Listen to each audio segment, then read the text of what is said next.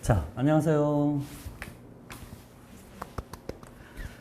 자, 후쿠와 미술이라는 책을 제가 한 권 쓰려고 하는데요. 그래서 그 강의를 하나 만들어서 저도 정리를 해봅니다.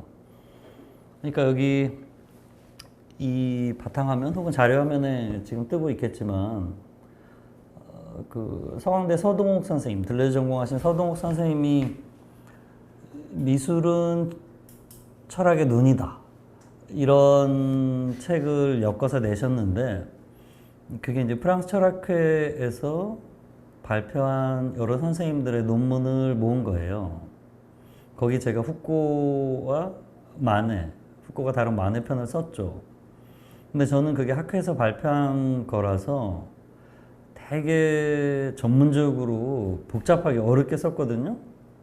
근데 나중에 책 나오고서 보니까 저만 그렇게 디테일한 논문을 실었고, 다른 분들은 뭐 하이데거의 반 고흐라든지 이런 식으로 전체를 훑는 글을 다 내셨더라고요.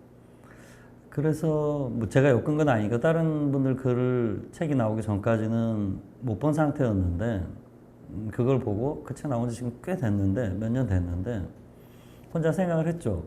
이 논문을 다시 써서 이 책에 실어야 되겠다 라고 생각을 했는데, 그게 기회가 마땅치 않다는 말은 이제 제가 게을러서 못했어요. 그러면서 논문 한 장에 하기에 분량이 좀 많아지니까 그냥 책을 한 권 써야 되겠다, 이 논문을 그냥 놔두고, 이렇게 생각을 하게 됐어요. 그래서 강의를 지금 하게 된 거죠.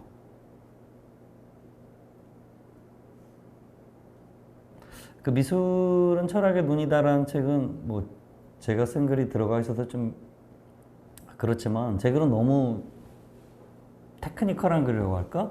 전문가들이 보는 글처럼 써 있는데, 앞부분에는 후쿠오가 미술에 대해서 한 이야기들을 정리를 이렇게 쭉 해놨어요. 연대순으로. 그 이제 한국에서는 보기 힘든 번역 안 된 자료들이 많으니까 그걸 쭉 정리를 했죠. 그래서 뒷부분은 풀어서 쓰고 디테일한 부분은, 앞부분을 더 확장해서 책을 써야겠다고 생각하고 지금 그 순서대로 이 강의를 해봅니다. 그래서 앞부분은 결국 이 미술은 철학의 눈이다의 후쿠오의 미술론 마네 편을 조금 더 읽어가면서 보강하는 식으로 하려고 합니다. 이건 이제 전체 요약하는 글인데 간단하게 읽어보죠. 후코는 15세기 이탈리아를 의미하는 꽈트로첸토, 14번째 100년이니까 15세기가 되죠. 꽈트로첸토 이래 서구, 그러니까 유럽 회화를 보다 구체적으로는 화폭에 관련되어, 화폭은 따블로인데 캔버스예요. 화폭에 관련되어 지속되어 온 하나의 시각적, 관념적 이념, 즉 환상 혹은 생략의 도리를 파괴한 인물로 마네를 바라본다. 마네는 화폭의 물질성이라는 관점을 드러냈으며, 바로 이러한 관점에서 이제 회화는 화폭 자체와 동일시될 수 있다. 그러니까 그 전에는 캔버스라는 게 당연히 존재하고, 물질로 존재하고 그 위에 화가가 그리고 관객들이 볼 때도 당연히 캔버스 위에 물감이 칠해진 걸 보는 거잖아요. 그러니까 보는데 마치 캔버스가 물질이 아니고 물감도 물질이 아니라는 식으로 그 그려진 것만 본다는 식으로 봤다는 거예요, 후쿠오에게는. 그러니까 얼마 전에 제가 롤랑 바르트 사진 밝은 방, 카메라 루시다에 관한 강의를 했고 하다 보니까 너무 훌륭한 책인데, 지금 한국에, 사실 외국도 마찬가지인 것 같고요. 그 바르트가 기호학자고 사실은 철학적인 백그라운드가 탄탄한 분이니까 그 책에서 가장 중요한 건 서양 철학에서 플라톤, 아리스토텔레스 이래로 형용 모순, 불가능한 것으로 여겨졌던 개인에 대한 학문을 사진과 관련해서 정립하려고 하는 내용을 담았더라고요. 그래서 그 책에 보면 마테시스 우니베르살리스, 보편학에 대응되는 마테시스 싱굴라리스, 그걸 뭐라고 번역해야 될지 모르는데 일회학 같은 걸 주장한 거예요. 그러니까 이 수업하고도 연관이 되니까 말씀드리면, 바르트가 이렇게 얘기해요. 유리창의 본질은 무엇인가? 투명 유리창이라면 투명 유리창의 본질은 유리창 뒤에 비친 풍경, 장면에 따라서 달라지고, 사진의 본질은 그 프레임에 찍힌 거에 따라서 달라지기 때문에 이 두 가지는 그 뒤에 혹은 앞에 찍힌 그 무엇에 따라서 보는 사람에게 완전히 나타나는 게 달라지기 때문에 유리창의 본질이 무엇인가를 묻는 것하고 사진의 본질이 뭔가를 묻는 거하고 똑같다는 거예요.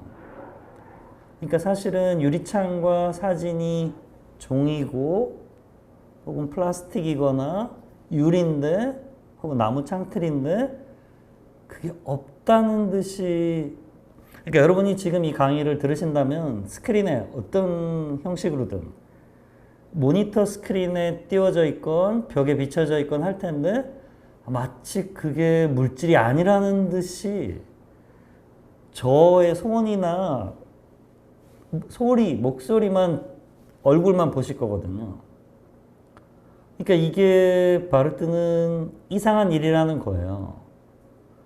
그래서 사진의 본질은 유리창의 본질처럼 뭐라고 말할 수가 없는 뭔데, 자, 바르트 강의를 하는 건 아니니까 이 후쿠하고 공통점만 추리면, 그래서 보편학이 아니라 개인학을 설정할 수 있다는 거예요. 사진 찍는 사람, 사진 찍히는 대상, 사람일 수도 있고 풍경일 수도 있고, 그리고 사진을 보는 자, 뭐 강아지일 수도 있지만 기본적으로 사람으로 설정된 것 같고요. 이 세 가지가 있을 때 바르트는 자기는 사진을 찍는 사람이 아니고 찍히긴 하지만 거기에 대해서는 내가 할 말이 적고, 내가 말할 수 있는 건 사진을 바라보는 자다. 그래 놓고 자기 돌아가신 어머님의 어렸을 때 사진에서 내가 생각하던 우리 어머니의 그 뭔가가 그 사진에 담겨 있다고 말해 놓고 그 책에 그 사진을 안 실었단 말이죠. 그리고 지금 구글이나 어디 뒤져도 그 사진을 못 찾아요.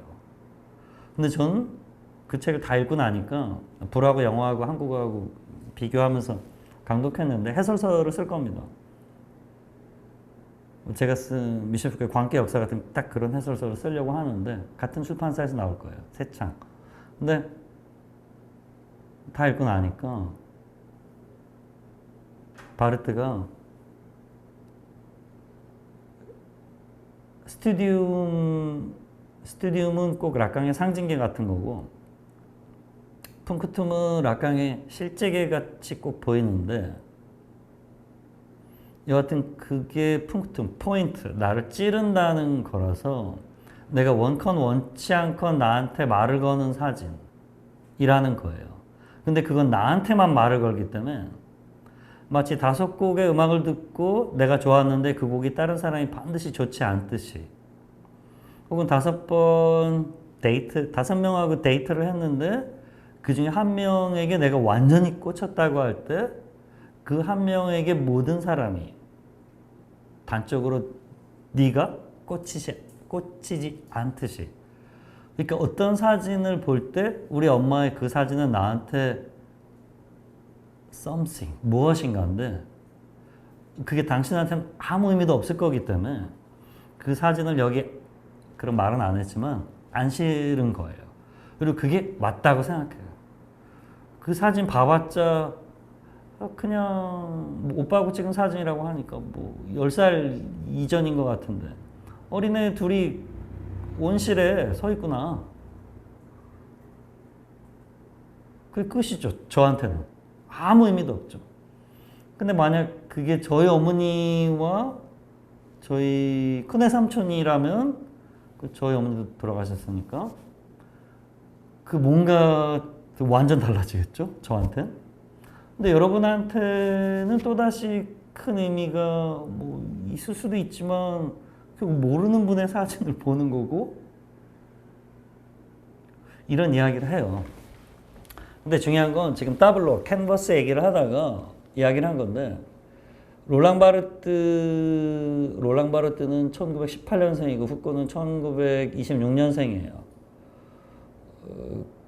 그 두 분이 잠깐 사귄 거로 나와 있죠. 그 미셸 후코 1926, 1984 디디에 리봉이 쓴 그린비에서 나온 그 책이 아주 훌륭한 전기이자 평전인데 그 누구나 다 알았던 것 같아요. 둘이 만남을 가졌다는 것. 여하튼 그리고 그러니까 후코가 8살 어린 거죠. 그리고 바르트가 콜레지 프랑스에서 강의하면서 그거는 좀 전인데 후코가 68년에 저자란 무엇인가 깨스클로테라는 글을 쓰면서 거기서 저자는 저자 기능이다 라고 말했어요. 근데 그 한 4, 5년 전에 롤랑 바르트가 저자의 죽음이라는 글을 써서 저자는 죽었다. 그게 이제 지금 보면 야우스 같은 사람들이 말하는 독자 반응 비평, 수용 비평, 수용 비하를 얘기한 거로 보이죠. 작품을 완성시키는 건 독자다, 관객이다, 청자다 라는 말을 하는 건데 지금 보면 너무 말이 되죠. 그러니까 저자 우위에서 그러니까 저자 우위가 당연히 전통적인 저자의 authorship, originality를 말하는 거고 하이데거 같은 사람이 중간에 그 예술작품 그 자체가 현상한다가 됐었고 그다음에 마지막에 순서로 보면 저자, 작품, 그리고 관객 이 세 가지가 차례로 한 번씩 그 조명을 받게 된 거죠. 지금은 이 세 가지 이렇게 보기보다는 인터액션이라기보다는 인트라액션으로 봐서 내부작용 같이 보는 거죠. 상호작용이라고 하면 세 개의 독립된 실체가 한 개씩 조명을 받는 것처럼 돼 있는데 캐런 베르드 같은 페미니스트 과학철학자가 이야기하듯이 양자 역학의 세계에는 양자가 양자를 양자 과학적으로 관찰하는 거기 때문에 양자들밖에 없기 때문에 양자 아닌 게 양자를 관찰하는 게 아니니까 양자들 사이의 내부의 배치만 달라지는 거죠. 그러니까 외부에서 초월적으로 보거나 상호작용을 하는 게 아니라 내부의 배치, 차이만 달라지는 거죠.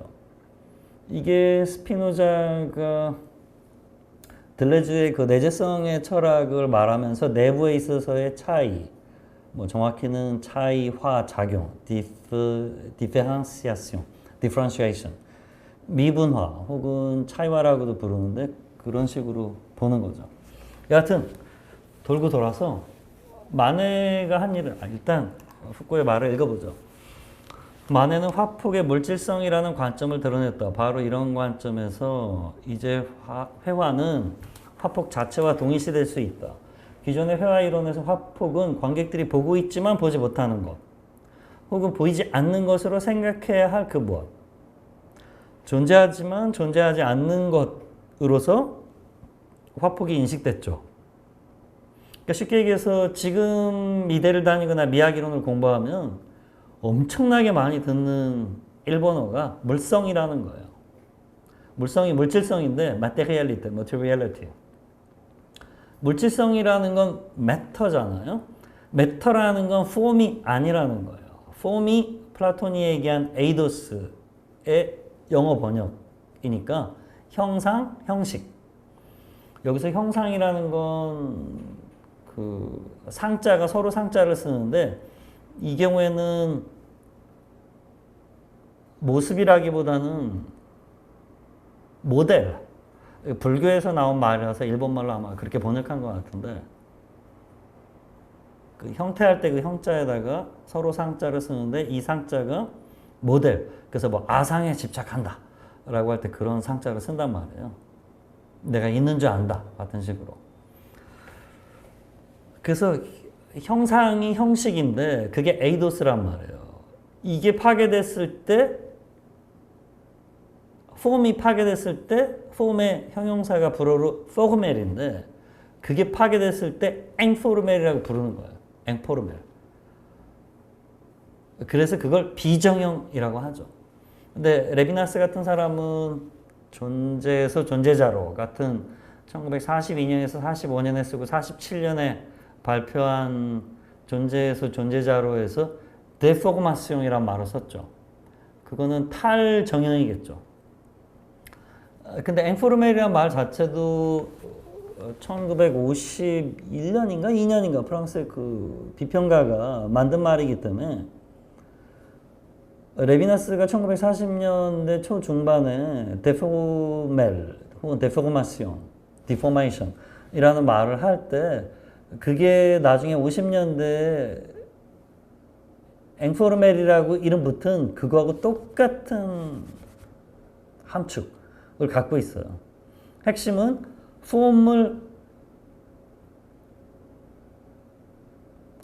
형상 중심주의, 형식 중심주의, 비례, 조화, 중심주의를 벗어나서 물성을 강조한다는 거예요. 물질성을. 물질성은 글자 그대로 가서 전시장에 가서 보면 사진에는 거의 찍히지 않는 그 어떤 거침이라든지 물감을 두껍게 발랐다든지 아니면 빛이 난다든지 얇게 발라서 캔버스 뒷면이 그러니까 캔버스 표면이 좀 보인다든지 같은 걸 말하는 거죠. 옛날에는 그거는 존재하지 않았던 건 아닌데 그거는 부차적인 거로 돼 있는 거예요. 형식적인 플라톤적인 기하학적인 게 우선이고 그거는 상황적 조건으로 설정돼서 덜 중요한 것처럼 얘기했던 거죠. 근데 그게 덜 중요한 게 아니라 그게 더 중요한 거야 라고 20세기 중반에 프랑스라고 해야 되겠죠. 프랑스, 뭐 이탈리아, 미국. 그래서 그런 게 나오는데 그게 어떻게 가능했냐? 그 훨씬 앞서는 19세기 그러니까 활동 시기 19세기 말에 마네가 이런 일을 해서 이렇게 미술의 게임의 규칙을 바꿔서 그러니까 앵포르멜은 뭐 듀샹 이후 뭐 말레비치 이후 뭐 피카소 이후 혹은 세잔은 현대화가라고는 부르지 않는데 세잔이 공브리츠의 서양 미술사에서 말하듯이 세잔은 현대화가는 아니지만 세잔한테 영향받아가지고 어마어마한 현대 사조들이 탄생하잖아요. 그 보통 세잔이라고 하는데 후쿠는 세잔을 들지 않고 마네를 그런 현대 미술의 물질성을 나중에 한 50년 차이 나죠. 50년쯤 후에 아티스트나 비평가들이 강조할 수 있도록 게임의 규칙을 바꿔놓은 사람이라는 거예요. 그러니까 미술사적으로 보면 그럴듯하기도 하죠. 저는 괜찮은 입론이라고 보는데 이게 발견된 게 사실은 거의 극히 최근이기 때문에 여기 뒤에 나오지만 이게 이따가 설명드리겠지만 튀니지에서 한 강연인데 이게 후쿠가 그때 60 이따가 정확하게 나오잖아요. 69년 뭐 하여튼 그때쯤 이제 하는 건데 60년대 중후반에 튀니지 대사관에서 문화참사관 같은 걸 하면서 후쿠가 거기 튀니지 대학교 불문과에서도 일하고 그리고 그 튀니지에서는 불문과에서 일하죠. 그 하면서 특강 같은 걸 하거든요. 문화원 같은 데서 조인트 해가지고. 근데 그때 여러 특강을 하는데 그 중에 하나가 이 만해 강연이에요.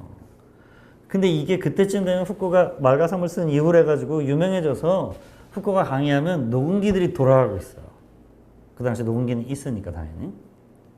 근데 지금처럼 이렇게 스마트폰 같은 건 당연히 없고 뭐 모든 강연에 와가지고 이렇게 촬영을 제대로 꼭 하는 건 아니니까 그 우리가 아는 뭐 뭔지 모르겠는데 뭐 무슨 녹음기를 했는지 뭐 파나소닉이든 필립스든 뭐 소니든 이게 두 개 눌러가지고 이렇게 되잖아요.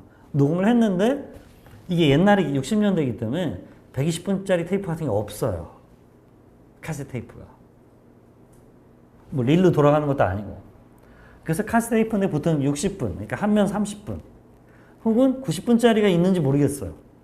근데 그래 봐야 90분 내에 강연이 끝날 수도 있지만 1시간 반이면 안 끝날 수도 있어요.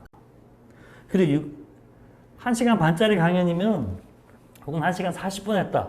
그러면 60분짜리 테이프가 2개 있어야 되고 뒤집는 걸 2번 내지는 3번 해야죠. 왜냐하면 30분 지나면 다 꺼지잖아요.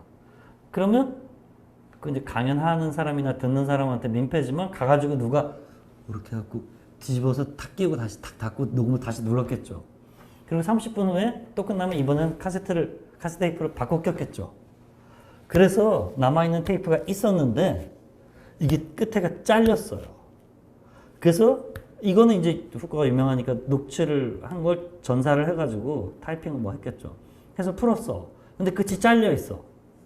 근데 그래서 이 강연은 영원히 뒷부분은 못 듣는구나 했는데 이거를 완전 전체를 녹음한 카세트 테이프가 있었고 그러니까 아마도 녹음기가 2대 돌아가고 있어. 2대 이상 하여튼 돌아가고 있었고 그거를 복사를 해서 후쿠오카가 마지막 20년 이상 같이 산 애인 다니엘 드페르 집에 죽고 난 다음에 뭐 아파트니까 다락은 아닐 테고 그 루지아 거리인데 거기서 정리하다가 그 테이프가 나왔어. 그 들어보니까 그 잘린 뒷부분이 있어. 그래서 이걸 다 풀어가지고 그 후쿠오카의 강연 자체하고 콜로키움을 해가지고 그거를 연구자들이 5명 해가지고 책이 나왔어요. 불어로. 만해? 후쿠오인가? 후쿠오의 만해예요. 하여튼.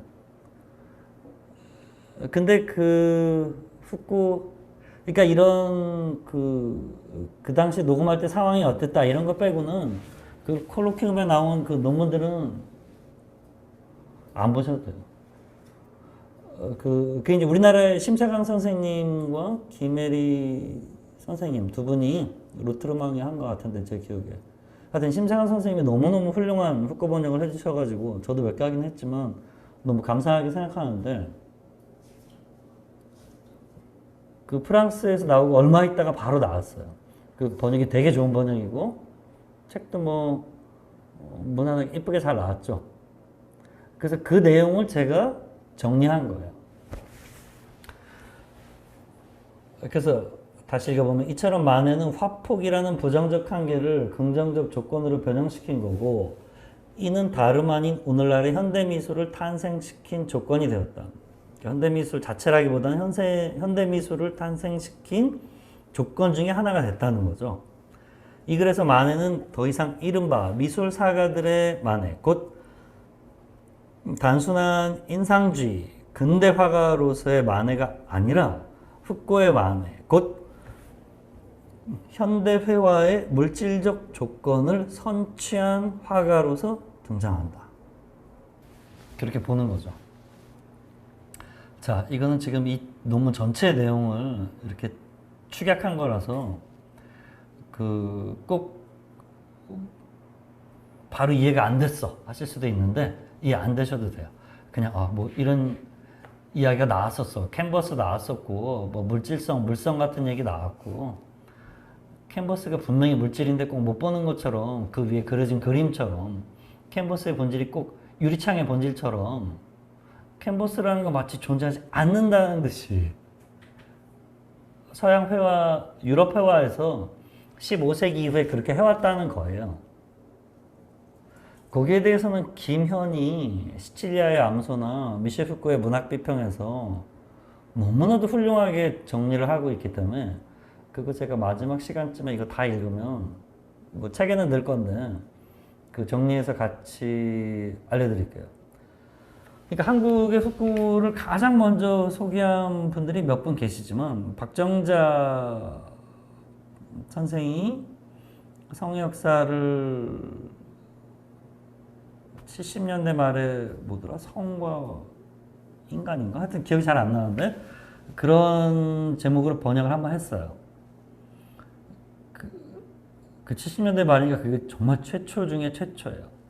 그리고 저하고 같이 스트라스부르 대학에 저보다 훨씬 먼저 유학하신 김현 선생이 그걸 시칠리아 암소와 미셸 푸코의 문학 비평이라고 하는 두 권의 책으로 정리해서 냈어요. 그리고 1986년에 이광래 선생이 이거 다 제가 직접 배우거나 이렇게 아는 분들이기 때문에 존칭을 붙여야 되는데 공부하는 거니까 그냥 이렇게만 존칭을 떼고 하도록 하죠. 마네님이라고 부르지 않듯이 이광래 이렇게 부르도록 하겠습니다. 존중하는 의미에서 학적으로. 이광래가 말과 사물, 1966년에 나온 푸코의 말과 사물을 86년에 번역했죠. 이 세 분 정도가 초기에 푸코를 한번 읽고 바로 다음 세대가 이정우 같은 분들인데 특히 김현의 시칠리아의 암소나 미셸 푸코의 문학 비평이 굉장히 영향력을 미쳤어요. 제가 푸코 이름을 처음 들은 건 86년이고 전공해야 되겠다고 생각한 건 88년이고 졸업 뭐 하면서 그리고 실제 전공한 거는 90년에 대학원 들어가면서인데 그때부터도 한국에 그때는 뭐 거의 푸코에 대한 한국 책이 거의 없으니까 그래서 그거를 보곤 했는데 어느 날 그런 생각이 드는 거예요. 김현이 훌륭한 문학 비평가고 불문학자지만 철학적 관점에서 봤을 때는 푸코에 대해서 이해가 얼마나 정확한지 논문을 하나 써봐야 되겠다고 제가 생각을 했어요. 그리고 그 책들을 비판적으로 보려고 일부러 매 눈으로 부정적으로 책을 통독을 했어요. 관련된 논문들을 다. 박사학위 제가 받고 난 다음에. 근데 읽어보니까 그 전에도 뭐 많이 읽었지만 그렇게 부정적인 비판적 논문을 쓰려고 작정하고 읽어봤는데 너무 훌륭한 거야. 거의 고칠 게 없진 않아요. 옛날이니까. 이건 순전히 시대적인 한계 때문에. 거의 고칠 게 없고요. 그리고 저도 생각지 못한 몇 가지 통찰이 담겨 있어요. 그래서 김현 선생님은 제가 특강을 딱 한 번 들은 적이 있는데 이제 아파서 이제 너무 젊은 나이에 돌아가셨으니까. 근데 그때 특강 때도 이제 직접 한 번이라도 뵌 분하고 이렇게 화면으로만 뵌 분, 사진만 뵌 분하고 좀 다르잖아요. 이게 사실은 뭐 별 차이가 없는지도 모르는데 그래도 이렇게 직접 만났다는 한 공간에 있었다. 이런 게 되게 느낌이 다른데 엄청 훌륭한 학자구나. 그래서 이렇든 저렇든 김현의 푸코에 대한 인식, 제가 푸코 전문가긴 하니까 그 논문이나 뭐 같은 걸 한번 써보려고 해요.